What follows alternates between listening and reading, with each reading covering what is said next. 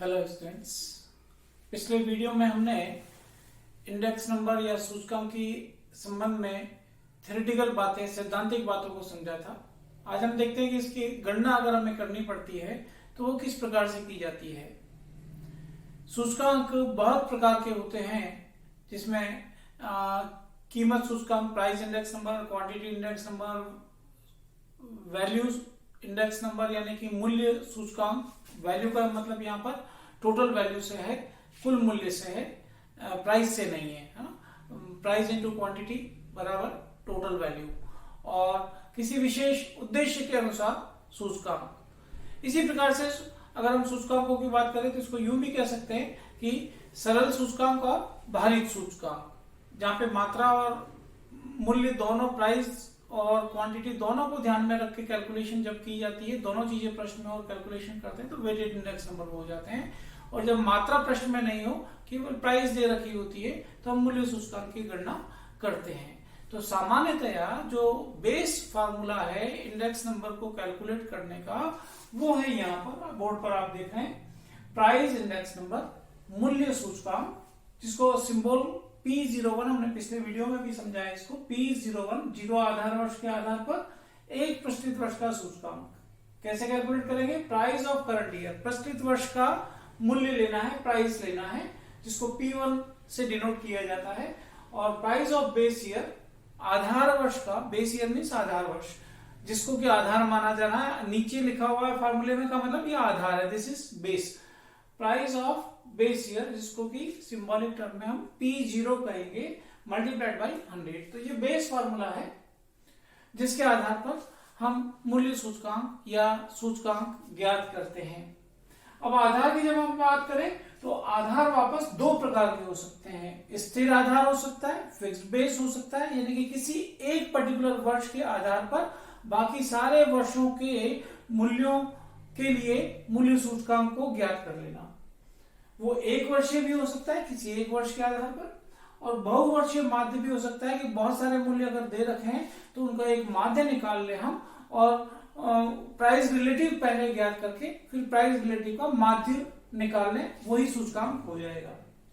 ऐसे ही आधार में एक स्थिर आधार होता है और दूसरा श्रृंखला आधार यानी कि चेन बेस होता है, एक के बाद एक कड़ी, यानी कि किसी भी प्रचलित वर्ष के लिए आधार वर्ष कौन सा होगा, ठीक पहले वाला वर्ष। The previous year will be base year for any current year. तो आधार, स्थिर और श्रृंखला। तो हम सामान्य एक सवाल देख रहे हैं, क्वेश्चन है ये, जिसमें वर्ष दे रखे हैं 2015 से लेकर 2020 तक। यहाँ पे ध्यान रखिए, यहाँ पर क्या दे रखा है, प्राइस, और यहाँ पर क्या चीज दे रखी है, वर्ष, है ना। तो प्राइस और वर्ष दे रखे हैं और अपने को कहा गया है कि इसका मूल्य सूचकांक निकालें। और प्रश्न कुछ भी अगर नहीं कहा गया है कि कैसा सूचकांक निकाले, तो प्रायः पहले वाले वर्ष को बेस ईयर मान लिया जाता है। तो 2015 is base year if nothing is given specifically in question. तो बेस ईयर का सूचकांक हमेशा 100 होता है। अगर आप कैलकुलेट भी करना चाहेंगे, P1 मतलब प्राइस ऑफ, जिसके लिए हम कैलकुलेशन कर रहे हैं वो हमारा प्रचलित वर्ष या चालू वर्ष या करंट ईयर। इस लाइन में कैलकुलेशन कर रहे हैं तो 15 हो गया, 2015 प्रचलित वर्ष हो गया। और इस लाइन में अगर हम कैलकुलेशन कर रहे हैं तो 2018 हमारा प्रचलित वर्ष या करंट ईयर हो गया। बेस ईयर कौन सा, हर बार 2015, और बेस ईयर का प्राइस कौन सा, हर बार 4, यानी कि P0 will remain same, it will be 4 for every year. तो इसको आप यूं भी लिख सकते हैं, 4/4 इंटू 100। इसकी कैलकुलेशन की कभी आवश्यकता नहीं होती, क्योंकि बेस ईयर का इंडेक्स नंबर हमेशा 100 होता है। ऐसे ही दूसरे में करंट ईयर P1 मीन्स 5 और P0 मीन्स 4 मल्टीप्लाइड बाई 100। ऐसे ही यहां पर अगली लाइन में 8/4 into 100। Current year 6, base year price 4 into 100, current year price 10, base year price 4 into 100, current year price 12। इस लाइन में जब हम कैलकुलेशन कर रहे हैं तो ये करंट ईयर, और बेस ईयर का प्राइस 4 into 100। अगर यहाँ पर अगर बेस ईयर प्रश्न में दे रखा होता कि आप 2018 को बेस मानिए, तो ऐसी स्थिति में क्या करते हैं आप, इस 6 का भाग हर बार देते हैं इस 4 के स्थान पर। और अगर कहा होता कि 2020 को आधार मानना है तो इस 12 का 12 का भाग हम हर बार वैल्यूज में दे रहे होते। प्रचलित वर्ष का मूल्य तो वही है जो कि हमने हर बार लिखा है। तो ये कैलकुलेशन अगर अपन कर लें तो 5 में 4 का भाग देंगे तो ये आ जाएगा आपका 125। ऐसे ही 8 में 4 का भाग देंगे तो 200, 6 में 4 का भाग देंगे तो 150 and this will be 250 and 4 3 are 12 300। तो these are the price index numbers. और आपने क्या किया, एक वर्ष को आधार माना तो इसलिए ये साइमल्टेनियसली क्या कहला गया, एक वर्षीय स्थिर आधार पर फिक्स्ड बेस इंडेक्स नंबर। तो यही फिक्स्ड बेस इंडेक्स नंबर भी कहला रहे हैं क्योंकि एक ही आधार है। अगली स्टेप लेते हैं अपन कि अगर श्रृंखला आधार है, इसको अभी 2 मिनट बाद में देखते हैं बहुवर्षीय को, पहले श्रृंखला आधार को ले लेते हैं। अगर श्रृंखला आधार पे है तो ध्यान रहे फार्मूला, बेस फार्मूला तो यही रहेगा, है ना। इसमें बोलने का तरीका हम बदल लेंगे लेकिन बेस फार्मूला तो यही रहेगा। अब श्रृंखला आधार में क्या होता है कि हर प्रचलित वर्ष के लिए ठीक पहले वाला वर्ष वो बेस ईयर हो जाता है। तो बेस ईयर हर बार बदलेगा, कौन सा वाला होगा, प्रचलित वर्ष से ठीक पहले वाला वर्ष बेस ईयर हो जाएगा। तो यहाँ पर पहले के लिए 4 के लिए सूचकांक अब हम क्या कर रहे हैं वो क्या है, CBI chain base index number. इसमें इसका भाग देंगे तो 5 में 4 का भाग और 100 से गुणा तो 125 चेन बेस इंडेक्स नंबर। फिर ऐसे ही प्रचलित वर्ष 2017, इसका प्राइस 8, इसमें भाग देंगे इससे पिछले वाले वर्ष का जो मूल्य है उसका 5 का और 100 से गुणा करेंगे तो ये इंडेक्स नंबर हो जाएगा 160। ऐसे ही 6 में पिछला वाला मूल्य भाग, ये देख रहे हैं आप एरो में जो कर रहा हूं ये चेन बना रहे हैं देखो, इसीलिए इसका नाम है चेन बेस इंडेक्स नंबर। ठीक पिछले वाले वर्ष का भाग, 6 में 8 का भाग और 100 से गुणा करेंगे तो ये हो जाएगा 75। 10 में 6 का भाग देंगे और 100 से गुणा करेंगे तो ये हो जाएगा 6.66 167 लिख लेते हैं। 12 डिवाइडेड बाई 10 इंटू 100 तो ये हो जाएगा 120। तो इस प्रकार से हम चेन बेस इंडेक्स नंबर ज्ञात करते हैं। फार्मूला वो का वही है। यहाँ पर एफबीआई में बेस ईयर एक स्थिर वर्ष होता है, एक पर्टिकुलर ईयर हो जाता है, जो प्रश्न में नहीं दे रखा हो तो पहला वाला हो जाएगा। और चेन बेस इंडेक्स नंबर में ठीक पहले वाला जो वर्ष है उसका जो मूल्य है वो आधार बनेगा, हर बार पिछले वाले प्राइस का लगेगा। तो इस प्रकार से हम चेन बेस इंडेक्स नंबर ज्ञात करते हैं। इसी क्रम में जब हमने सीबीआई और एसबीआई एफबीआई समझ लिया है तो एक बात और समझ लेते हैं कि अगर हमें फिक्स बेस इंडेक्स नंबर दे रखे हैं तो उससे चेन बेस इंडेक्स नंबर, और चेन बेस इंडेक्स नंबर दे रखे हैं तो उससे फिक्स बेस इंडेक्स नंबर ज्ञात कर सकते हैं। कैसे, सीबीआई ज्ञात करना है अगर एफबीआई प्रश्न में दे रखा हो तो एफबीआई ऑफ करंट ईयर, प्रस्तुत वर्ष का FBI divided by FBI of previous year, पिछले वाले वर्ष का एफबीआई इंटू 100। तो इसको हम पहले ले लेते हैं फिर इसको समझते हैं कि वर्ष अगर आपको ये दे रखे हो और वर्ष में अगर आपको एफबीआई दे रखा हो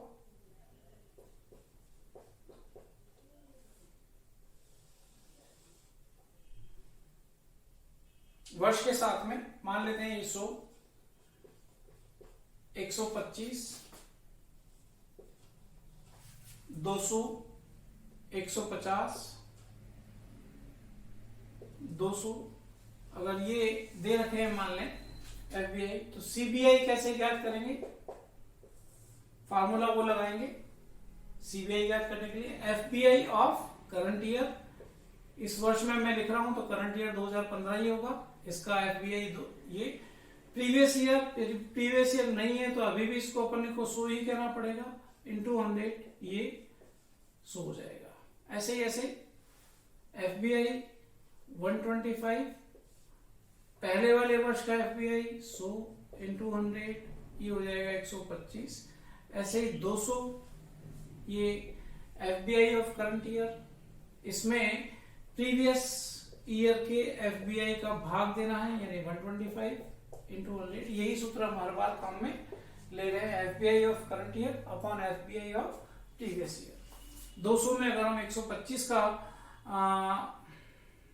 भाग दे दें तो 160 हो जाएगा, और ऐसे ही 150 में 200 का भाग लगाएं और 100 से गुणा करें तो ये डिवीजन है 2 का, तो ये 75 हो जाएगा। और फिर इसी प्रकार से 200 में 150 का भाग लगाएं और 100 से गुणा कर लें तो ये अप्रोक्सीमेटली 166 हो जाएगा, है ना, 166 हो जाएगा। तो ये एफबीआई से सीबीआई का कन्वर्जन है, इस प्रकार हम ज्ञात कर सकते हैं सूत्र के प्रयोग से। अगला देखें कि अगर हमें एफबीआई ज्ञात करने हो, सीबीआई प्रश्न में दे रखे हो, है ना, तो ये फार्मूला लगेगा CBI of current year, chain base index number of current year, और FBI of previous year. FBI यही वाला है ना जो हम कंप्यूट कर रहे हैं, वही वाला, लेकिन इस बार पिछले वाले वर्ष का यहाँ पे लेके गुणा करना है इसको इससे, और 100 से डिवीजन करना है। इससे पहले कि मैं इसको लूं, इसका एग्जांपल लूं, एक बार और बोल दूं कि एफबीआई जिस सीरीज से, प्राइजेस की सीरीज से हमने ज्ञात किया है और फिर उससे हमने सीबीआई बनाया है ना, तो प्राइस दे रखे हैं, प्राइस से फिर आपने एफबीआई ज्ञात किया है, एफबीआई से वापस आपने सीबीआई में कन्वर्जन किया है। अगर आप प्राइस से सीधा ही सीबीआई ज्ञात कर ले, प्राइसेस से सीधा ही सीबीआई ज्ञात कर ले, जैसा आपने इसे ठीक पहले समझा था, तो वो सेम वैल्यू इसी प्रकार से दे देंगे। तो यानी कि प्राइसेस से सीधा सीबीआई ज्ञात कर लें, या प्राइसेस से पहले एफबीआई ज्ञात करें, फिर एफबीआई से आप सीबीआई ज्ञात करें, ये वैल्यू सेम रह जाएंगी। ये कि यही बात इसमें भी एप्लीकेबल है कि प्राइसेस से डायरेक्ट एफबीआई निकालें या पहले सीबीआई ज्ञात करके फिर एफबीआई निकालें, समान आ जाएगा। फिलहाल जो अपन बात कर रहे हैं वो ये कि सीबीआई प्रश्न में दे रखे हो और हमें एफबीआई ज्ञात करने हो, तो सीबीआई मान लेते हैं वैल्यूज 110, 120, 150 के बाद में 160 एंड 200। अगर ये प्रश्न में दे रखे हो सीबीआई और हमें एफबीआई ज्ञात करना हो तो सूत्र लगाना है CBI of current year. Current year का मतलब जिस वर्ष के सामने मैं लिख रहा हूं वो वर्ष करंट ईयर कहलाएगा, तो 2015 करंट ईयर, और इसका ये सीबीआई यहां पर 110। तो मैं यहां पे पहले बात एक समझा देता हूं कि पहला वैल्यू एफबीआई का समान रहता है सीबीआई के बराबर, यहाँ पे 100 नहीं आएगा, इसको ध्यान में रखें। ये सीबीआई से जब आप एफबीआई बनाएंगे तो ये यहाँ पर 110 हो जाएगा, 110 यही वैल्यू। अगर यहाँ पर ये 100 है तो ऐसी स्थिति में यहाँ पर क्या हो जाएगा, 100 हो जाएगा, इस बात को ध्यान में रखें। ऐसे 120 में यहाँ पर अगर 110 है तो मैं वापस 110 कर देता हूं। ये फार्मूला लगाना है सीबीआई ऑफ करंट ईयर, ये सीबीआई, ये करंट ईयर, इसका वैल्यू है कितना 120। फिर एफबीआई ऑफ प्रीवियस ईयर, इसका पहले वाला साल 2015 का एफबीआई 110, 2015 का एफबीआई 110 से मल्टीप्लाई करें और 100 से डिवीजन कर दें, तो ये जो कैलकुलेशन आएगी 132, ये एफबीआई हो गया 2016 का, जो अगली लाइन में यहां पर मल्टीप्लाई करने के काम आएगा, ये यहां पर आता है और ये वैल्यू यहां से आती है 150। फार्मूला ऐसे याद आ जाएगा, एक पैरेलल और एक ऊपर वाला वैल्यू यहां पर, डिवीजन बाय डिवाइडेड बाय 100। अगर अपन इसको 100 से अगर डिवाइड कर लेंगे तो इट विल बी 198। ऐसे ये वैल्यू वापस यहाँ पर आएगा मल्टीप्लाई होने के लिए 198, और इधर से ये वैल्यू जाएगा 160 डिवाइडेड बाय 100, तो ये वैल्यू आएगा अप्रोक्सीमेटली 316.8।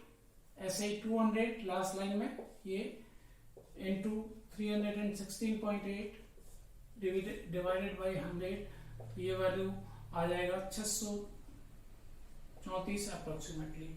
तो ये हो जाएगा सीबीआई से एफबीआई का कन्वर्जन इस फार्मूले के आधार पर। तो ये दोनों सूत्र हैं, सीबीआई जबकि एफबीआई दे रखे हों, या एफबीआई जबकि सीबीआई प्रश्न में दे रखे हों। ध्यान रहे मूल्य दे रखे हैं, प्राइसेस अगर दे रखे हैं तो सीबीआई और एफबीआई डायरेक्ट ही ज्ञात हो जाएंगे।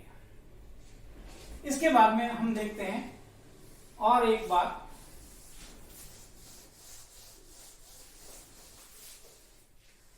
जो आधार थे उसमें आपने देखा था अभी कि 1 वर्षीय था और बहुवर्षीय माध्य था, है ना। तो बहुवर्षीय माध्य का प्रयोग कब किया जाता है, कैसे किया जाता है, तो ये भी हम देख लेते हैं। देखिए यहां पर आप इस एग्जांपल में वस्तुएं यहां पर आ गई हैं, है ना, A B C D E वस्तुएं आ गई, जबकि अभी इससे पहले वाले एग्जांपल में वस्तुएं नहीं दी। एक ही वस्तु के मूल्य विभिन्न वर्षों के लिए दे रखे थे पहले सभी के एग्जाम्पल में, एक ही वस्तु के विभिन्न वर्षों के मूल्य थे। अब क्या है, वस्तुएं हैं विभिन्न और साथ में उनके मूल्य भी हैं अलग अलग वर्षों के लिए। और प्रश्न ये कि माध्य के आधार पर सूचकांकों की गणना कीजिए, है ना। तो प्राइजेस ये प्रश्न में दे रखे हैं, अपने को वापस यहाँ पर प्राइस रिलेटिव ज्ञात करना है। मूल्यानुपात अपने को ज्ञात करना है और सूत्र देखिए वही है P1 बटा P0 मल्टीप्लाइड बाई 100, जो इंडेक्स नंबर का अभी थोड़ी देर पहले हम समझ रहे थे, वही सूत्र यहाँ पर है। तो जब वस्तुएं दे रखी हों प्रश्न में और मूल्यों में आपस में, जब प्राइस में आपस में अनुपात निकालते हैं तो P1 बटा P0 ये प्राइस का अनुपात है। प्रस्तुत वर्ष के मूल्य और आधार वर्ष के मूल्य का अनुपात अपन विभिन्न वस्तुओं के लिए यहाँ पर ज्ञात करेंगे, उसके बाद में माध्य निकाल लेंगे तो वही इंडेक्स नंबर कहलाएंगे। 2015 के लिए, 2016 के लिए और 2017, ये 3 वर्ष, इन तीनों वर्षों के लिए। तो सबसे पहले हमें आधार वर्ष तय करना है। अगर प्रश्न में नहीं दे रखा है आधार वर्ष तो हमें मान लेना चाहिए पहले वाला वर्ष 2015 ये आधार वर्ष है, बेस ईयर है।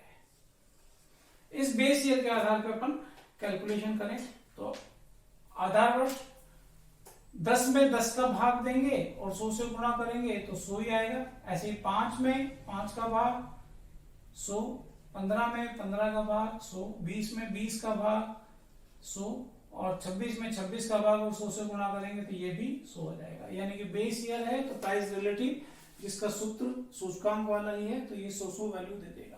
अब अपने को करना है 2016 के लिए ये सूत्र लगाना है। तो 2016 के लिए आधार क्या है, 2015।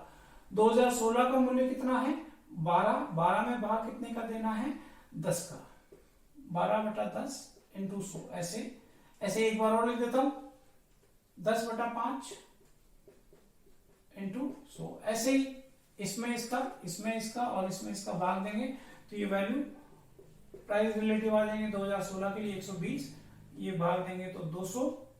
ऐसे 18 में 15 का भाग अगर हम देंगे तो 150 और 10 में 20 का भाग देंगे तो 50 और 13 में 26 का भाग देंगे तो ये भी 50। 2016 के प्राइस रिलेटिव। ठीक इसी प्रकार से 2017 के, इस बार क्या करना है 18 में 10 का भाग देना है ना। बेस ईयर वही है 2015 ही, 18 में 10 का भाग इंटू 100 तो पहला वैल्यू 180। ऐसे ही 12 में इस 5 का भाग देना है इंटू 100 करना है तो ये आ जाएगा 240। ऐसे ही 27 में 15 का भाग देंगे, 15 1 15 और 180। 20 में 20 का भाग देंगे तो 100 और 52 में 26 का भाग देंगे तो 200। ये सबसे पहले प्राइस रिलेटिव आ गए। अपने को वर्ष के लिए सूचकांक ज्ञात करना है। ध्यान रखें हमेशा कि सूचकांक जो होता है वो किसी वर्ष के लिए ही होता है। जैसे यहाँ पे वस्तु के सामने सूत्र सूचकांक आए तो ये सूचकांक नहीं कहलाए, ये कहलाए प्राइस रिलेटिव। सूचकांक किसके लिए आएगा, किसी वर्ष के सामने। जैसे 2015 के लिए यहाँ पर, 2016 के लिए यहाँ पर, 2017 के लिए यहाँ पर index number for particular year, है ना, ईयर के लिए। अब अगर अपन मान लेते हैं क्योंकि माध्य के आधार पर, मीन के आधार पर अगर अपने को कैलकुलेशन करनी है तो मीन का फार्मूला क्या होता है, समेशन एक्स अपॉन एन। यहाँ पर एक्स सीरीज कौन सी होगी, ये पहली बार, दूसरी बार ये, तीसरी बार ये, 3 सवाल हो गए एक तरीके से। तो उसके लिए सबसे पहले आपको योग याद करना पड़ेगा। टोटल ऑफ एक्स सीरीज का नाम यहाँ पर क्या है, प्राइस रिलेटिव। इसका टोटल कर लें 500। एन कितना है, 1 2 3 4 एंड 5। इसमें अगर भाग दे लेंगे 5 का तो मीन यानी कि एक्स बार ये कितना आ जाएगा, 5 का भाग देंगे तो ये 100। ठीक है, ऐसे ही दूसरी सीरीज का योग कर लें 100, 250, 450, 550, 570, 500, 5 5 10 5 15 2 17 570 है ना। यहाँ पे एक वैल्यू हमारी इसमें भाग देंगे तो 15 दूनी 30 240। ये कैलकुलेशन चेंज हो जाएगी। 540 में अगर हम 5 का भाग देंगे तो 5 × 5 और 5 × 8 40, ये मीन हो गया। ऐसे ही इनका योग कर ले 16 4 20 2 2 4 5 6 8 900, और 900 में अगर अपन 5 का भाग देंगे तो 180। तो ये इंडेक्स नंबर है, जो मीन वैल्यू है यही इंडेक्स नंबर है। 2015 आधार है इसका सूचकांक 100। इसके आधार पर इसको बोले तो 2016 में 8% की वृद्धि हो गई प्राइस में। इसी के आधार पर इसको बोले तो इसमें 80% प्राइस की वृद्धि हो गई, सूचकांक 180 हो गया। तो मीन के आधार पर अगर कैलकुलेशन करना हो तो ऐसे, अगर मीडियन करना हो तो मीडियन भी किया जा सकता है। ज्योमेट्रिक मीन करना हो, जो कि बेस्ट मेजर माना जाता है इसका, तो ज्योमेट्रिक मीन को भी कैलकुलेट किया जा सकता है, या और कोई अन्य माध्य हो तो उसको भी कैलकुलेट किया जा सकता है। फिलहाल एक बार मैं मीडियन को ले लेता हूं। तो मीडियन कैसे कैलकुलेट करते हैं, size of an individual series में n+1/2 आइटम, ऐसे हमने पढ़ा है पहले, आपको याद होगा। n कितना है, 5 + 1/2 बराबर थर्ड आइटम। परंतु मीडियन के समय में एक चीज और ध्यान में रखें कि मीडियन असेंडिंग ऑर्डर में सीरीज होनी चाहिए, एक्स सीरीज असेंडिंग मैनर में होनी चाहिए। थर्ड आइटम तब देखें जबकि असेंडिंग मैनर में हो। अपन वर्बल कर लेंगे, यहाँ सारे वैल्यू समान है, इसके पहला, दूसरा और तीसरा मूल्य जो है वो मीडियन। यहाँ पे सबसे छोटा मूल्य पहला नंबर का वैल्यू 50, दूसरे नंबर पर फिर 50, तीसरे नंबर पर ये वाला या ये वाला 120। तो थर्ड आइटम इज 120। ऊपर से नहीं गिनना है, सबसे छोटा फिर उससे बड़ा फिर उससे बड़ा, तो ये थर्ड आइटम हो गया 120। ऐसे यहाँ पर सबसे पहला आइटम है 100, सबसे छोटा है जो, उसके बाद में 180 दूसरे नंबर पर, और तीसरे नंबर पर भी 180। बाई चांस ये तीसरे नंबर पर ही है, लेकिन ये क्रम के कारण लिया है अपन ने, असेंडिंग मैनर में वैल्यूज को सोच के अरेंज करके फिर लिया है। तो ये 180 यहाँ पर। तो इस प्रकार से मीडियन माध्य के आधार पर भी सूचकांकों की गणना हो सकती है, समूह बना के प्राइस रिलेटिव ज्ञात करके, अगर प्रश्न में आपको विभिन्न वस्तुएं भी दे रखी हो तो यहाँ पे जैसे हमने आधार 2015 को बना लिया है, अगर प्रश्न में कहते हैं आधार माध्य को बनाइए, ये स्पष्ट हो तो इन तीनों को जोड़िए और इसमें 3 का भाग दे दीजिए। ये जो माध्य आया उस वैल्यू का यहाँ पे आप में सब में भाग लगा देंगे, है ना। जैसे अपन ने 10-10 का भाग लगाया है, वहां पे इनके माध्य का भाग लगा देंगे। अगर ये कहा जाता है कि माध्य को आधार मान के फिर प्राइस रिलेटिव और सूचकांक ज्ञात कीजिए, तो वो भी वैसे भी किए जा सकते हैं। तो ये कुछ बेसिक कैलकुलेशंस आज हमने सीखी हैं। बेसिक फार्मूला क्या है सूचकांक का, कैसे कैलकुलेशंस की जाती हैं, ये हमने आज सीखा है। आगे हम देखेंगे कि अगर प्रश्न में मात्राएं भी दे रखी हो तो कैसे वेटेड इंडेक्स नंबर कैलकुलेट किए जाते हैं। धन्यवाद। इसको रिवाइज करते रहिए आप, कीप रिवाइजिंग, और हम अगले वाले वीडियो में फिर भारित सूचकांकों की गणना कैसे की जाती है, विभिन्न विद्वानों ने जो सूत्र दिए हैं उनका प्रयोग करके कैसे सूचकांक ज्ञात किया जाता है, उसको सीखेंगे अगले वीडियो में। तब तक धन्यवाद।